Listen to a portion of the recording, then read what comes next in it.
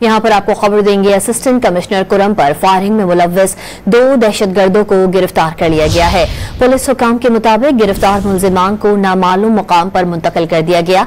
मजीद मुलजिमान की गिरफ्तारी के लिए कार्रवाई जारी है। वाक़े का मुकदमा भी दर्ज कर लिया गया है। जुमे को फायरिंग से असिस्टेंट कमिश्नर सईद मन्नान जख्मी हो गए थे। अहम खबर आप तक पहुंचा रहे हैं। असिस्टेंट कमिश्नर कुरम पर फायरिंग में मुलव्विस 2 दहशतगर्दों को गिरफ्तार कर लिया गया है।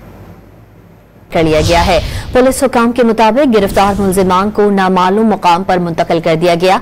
मजीद मुलजिमान की गिरफ्तारी के लिए कार्रवाई जारी है। वाक़े का मुकदमा भी दर्ज कर लिया गया है। जुमे को फायरिंग से असिस्टेंट कमिश्नर सईद मन्नान जख्मी हो गए थे। अहम खबर आप तक पहुंचा रहे हैं। असिस्टेंट कमिश्नर कुरम पर फायरिंग में मुलव्विस 2 दहशतगर्दों को गिरफ्तार कर लिया गया है।